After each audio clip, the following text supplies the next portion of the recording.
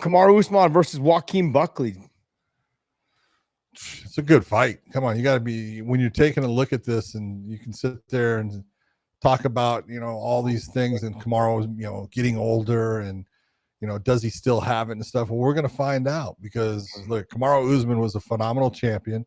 He is tough as hell. He still can wrestle. He's got better wrestling than Joaquin Buckley, no matter what anyone wants to say. But Buckley is a guy that we have watched for how many years, and he has systematically improved with every fight. Mm-hmm. He's gotten better. He's learned. He's made mistakes, and he's learned from those mistakes and gotten better. And he is at a point now, you taking a look at Joaquin Buckley as a fighter, man, he is scary, because he is physically strong. He's fast. He's got all kinds of techniques. He does all kinds of his jumping, spinning kick on Kasanganai.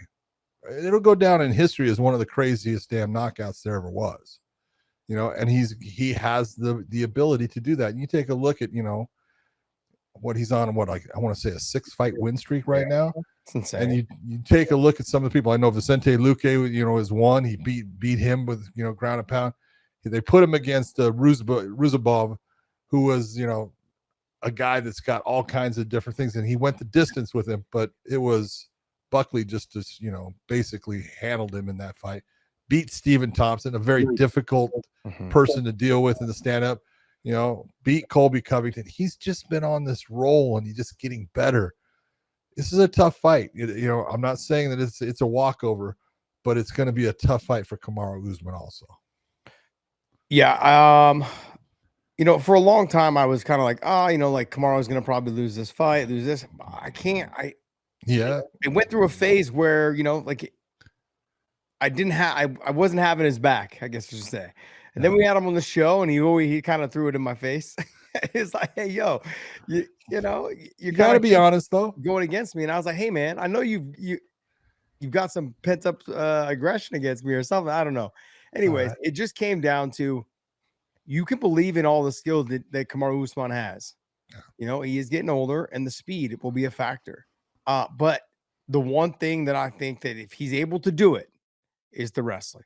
If he gets back to the Kamaru Usman of old, okay, and he's able to just grind and hang and make it one of those type of fights, it could be a long night for Buckley. Because as the fight starts happening, John, and the takedowns start coming, it's going to be more difficult for Buckley to get back. I mean, it was a long time ago, but you can go back to when Buckley was in Bellator and he fought Logan Storley. And Logan Storley was able to take him down and control him on the ground. And you could see the frustration of Buckley in that fight. But that fight was a lifetime ago now in his career. And you can take a look at all the guys that have been trying to take him down now, and it's not working. Yeah, I'm not saying that those guys can wrestle like Kamaru, but I am saying Buckley has his wrestling defense has gotten way better. And physically, I think Kamaru is one of the stronger guys that you'll find in the welterweight division, and he's not as strong as Buckley. Yeah, and Buckley, he's had to deal with guys at 185 as well as 170. I mean, Kamaru's fought at 185 as well. Yeah, but simply put, Buckley was that tweener, the guy that didn't know what to do. He was like, I don't want to, didn't know where to be. Didn't know where to be. He's found his stride right now. He's found where he should be. This is his home. It should have been his home to begin with. He just didn't want to it didn't seem like he wanted to put the work in to get to 170 and stay at 170. This is his job now.